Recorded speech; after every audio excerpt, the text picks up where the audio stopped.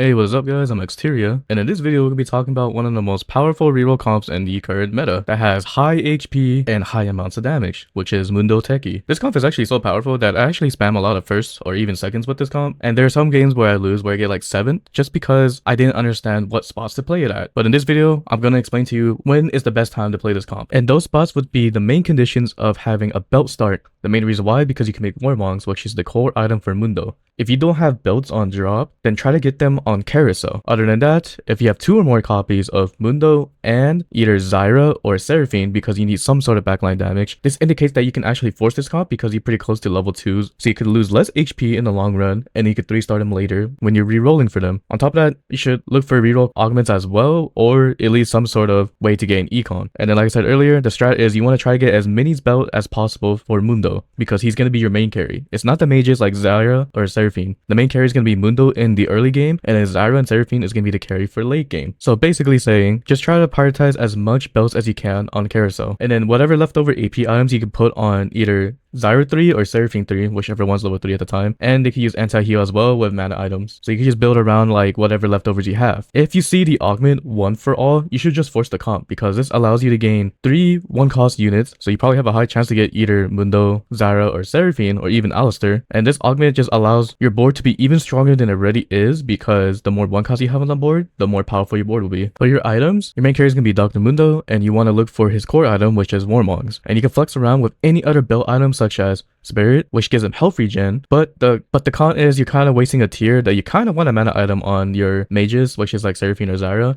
But it's fine in the long run because Mundo's gonna be your main carry in the early game. Just hope that you can get a second tier later in the game. Second to that would be like a Sunfire. If you don't have anti-heal on the board in the early game, like for example like Merlicon or even Red Buff on your mages, then you can just build Sunfire on Mundo. That's fine as well. But I would just say build this on stage 2. If you built this on stage 3, it'll be kind of a waste. So just look to build it on stage 2 so you can win streak with it or at least save some HP. And then his best resistance item, meaning like armor and magic resist, which is Gargoyle Stone Plate, because sometimes you cannot build a bunch of build items. The best artifacts to play around Mundo would be like Innervating Locket, because every time he casts, he would heal, and Mundo casts a lot, and this item in general for stat wise for his ability would make him one-shot everything. Second to that would be Mogul Mill. It's a pretty decent item overall because Mundo lasts long enough for you to proc this item, which is like 35 stacks, meaning he has to get hit around 35 times in order to pop this item so you can get free gold, and the more stacks you get, the more HP you get overall. So this makes that ability on Mundo even hit harder than it already was. And then a pretty decent artifact overall is the Indomitable. This item is actually okay overall on Mundo because the stats are fine, and he also pull units towards him so you could just smack them. Your secondary carries, either one. It could be Seraphine or Zyra. It doesn't really matter. It's just whatever you think looks cool. The best one in general would be Zyra because you can be playing Street Demon, so it'll make her ability hit even harder than Seraphine. But the thing about Seraphine is she's AoE, so whichever one you want to prioritize is up to you. Zyra could basically one-shot the board, while Seraphine basically does a lot of damage to the whole board. So it's whatever which one you want, if you want to delete tanks or if you want to hit the backline and probably delete them with Seraphine. Your core items are going to be either a Shojin or an adaptive helm, because sometimes you don't have the luxury to get a sword item to put Shojin on either one of these carries. And you can flex around with either anti-heal, but like I said earlier, if you already have Sunfire, then do not build anti-heal on the mages, because if you have double anti-heal on the board, you'll be wasting resources. Second to that could be like a Void Staff, because there are mages on the board and this will allow them to shred the board and hit even harder. I would say this item is better on Seraphine, but since they buffed it, it'll make Zyra even hit harder than she already does.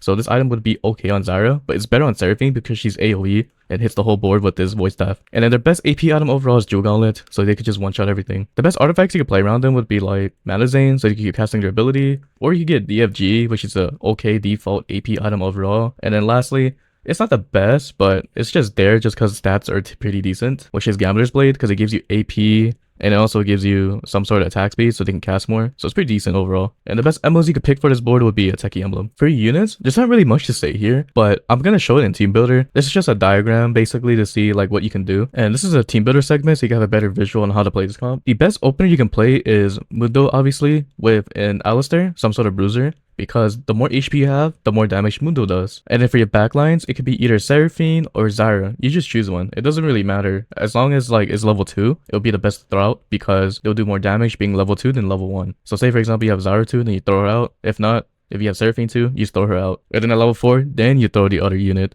but you don't want to level up. You want to stay as low as possible because you have a higher chance to find 1 cost units. So all of stage 2, just no level at all. And then we're going to show Mundo's BIS, which is Warmongs, and Warmongs. But most of the time you cannot build this. So you can build different items such as with Warmongs and Spirit and maybe a Sunfire. Or most of the time I like to build Gargoyle Stoneplate. The main reason why is because I would have a Morellicon on the Seraphine in most games, and hopefully you can get a meta item such as Adaptive Helm, and Void Staff would help your board in the long run because you're gonna have a lot of mages on the board. So the order you want to do after this, after your 3-star like basically everything here, but the main ones you want to 3-star is mostly Mundo and then at least one of the mages, then you can level up over time. If you 3-star all of them, it's great, but in most cases, you don't want to stay low level overall throughout the whole game. You want to 3-star all of these around the beginning of stage 4, because if you don't level up during stage 3 or even like early game stage 4, you're going to be so behind because you have less units than everyone else. You're only going to have like 5 or 6 units on the board, while everyone else has 8 or 9 units on the board. So the strat is hopefully you can high roll between stage 3 or early stage 4. But the order you want to put in units is at level 5.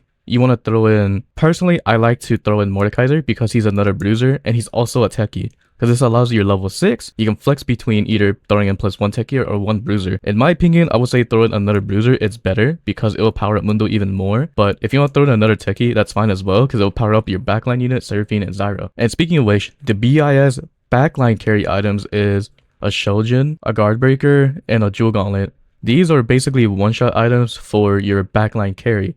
And then the second one can use whatever utility items you can find overall. But most of the time your mages, you will kind of want them to have at least like these items, which is anti-heal, like Morellicon or red buff, one or the other, and then Void Staff. So you can like debuff the board to make the rest of the mages do extra damage. Oh, and the one thing I forgot to explain too is if you have a techie emblem, throw it on Alistair. Never throw it on Mundo, because Mundo is not an AP unit, he's an AD unit. Therefore, just throw it on Alistair because it will make his block even more, meaning he'll take way less damage than he already does, and his ability would basically one-shot units because he's a burst one-shot tank unit. But yeah, we're gonna take out the emblem for now though, just so you can see the counter, which is 4 out of 4 techie. So by the time you hit level 6 for this angle, then you can throw in a Gragas, so you can have 4 bruiser, 4 techie. So level 7 is the base board, meaning you have all the stats that you would need to hopefully stabilize so you can hit fast 9. And when you hit level 8, hopefully you can find a brand so you can have Street Demon, and this is where positioning comes in. You just want to position Mundo and Alistair 3 on the highlighted hex part of Street Demon because it gives them more stats, and then Seraphine and Zyra on the highlighted hex as well. But what happens if you have a Mundo 3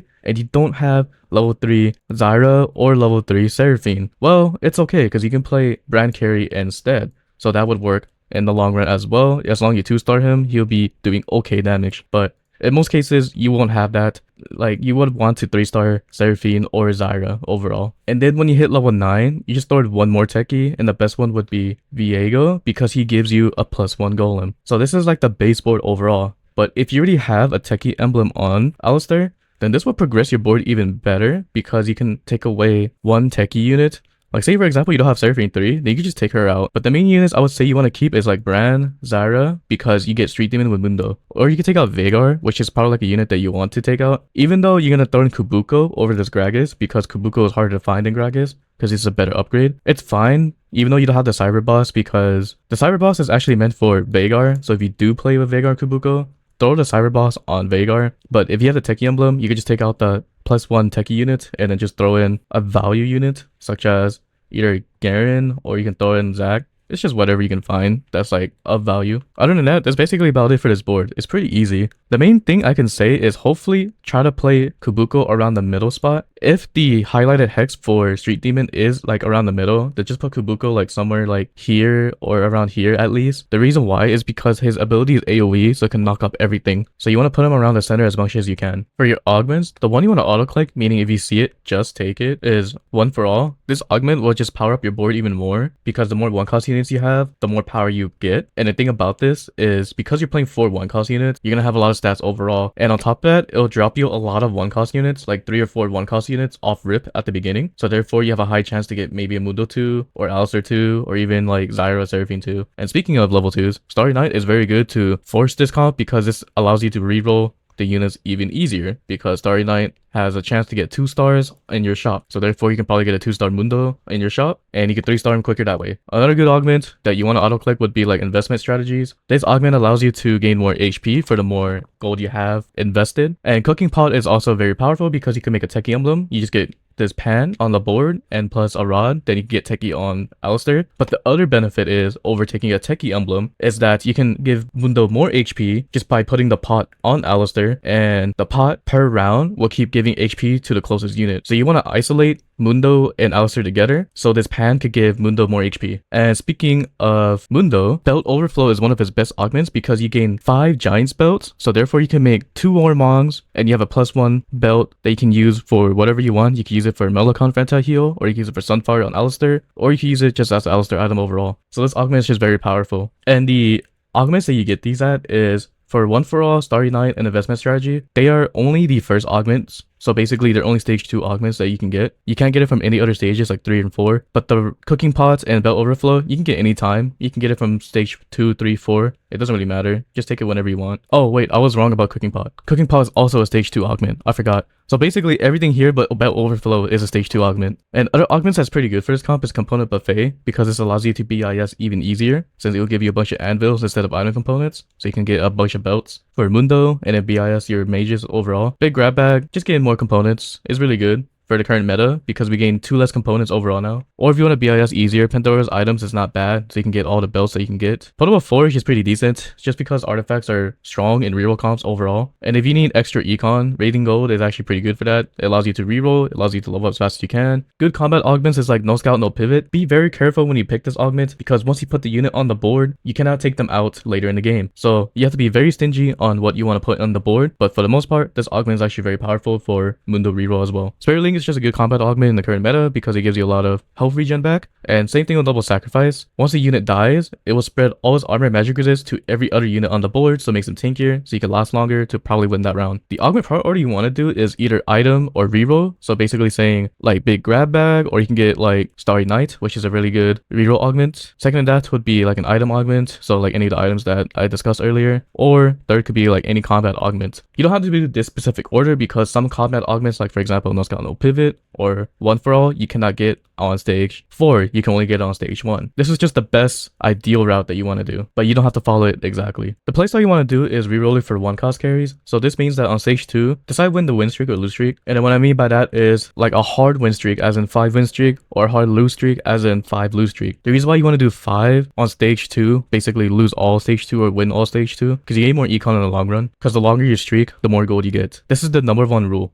Never level up. The main reason why you want to stay low as possible so you can get a higher chance to gain Mundo, Seraphine, Zyra, and Alistair. Because the lower level you are, the higher chance the 1 cost is to find. And always save in intervals of 10 gold as much as possible so you can reroll for your board later. And I know a lot of people don't do this. This is optional if you want to do an aggressive roll down. On stage 3-1, roll down to 32 gold. This means that you want to roll down to gain as much copies as you can for like the Mundo, Zyra, Seraphine, and Alistairs. The main reason why a lot of higher elo players do this is because in 2 turns anyways, you make back 50 gold and then you do it again. So you can 3-star your units faster. But if you want to slow roll at 50 gold, like throughout the whole game, that's fine as well. It's just that in higher elo, you want to 3-star as fast as you can so you can get fast level 9. But other than that, it's always slow roll until you get your carry units to level 3, and then once you get them level 3, hit level 8 as quick as possible to end the game, or level 9. And that's basically about it for everything you need to know about Mundo Techie. If you have any questions about this comp, just let me know in the comment section down below. I'll try to answer to the best of my capabilities. Until then, I'll see you guys in the next one. Later.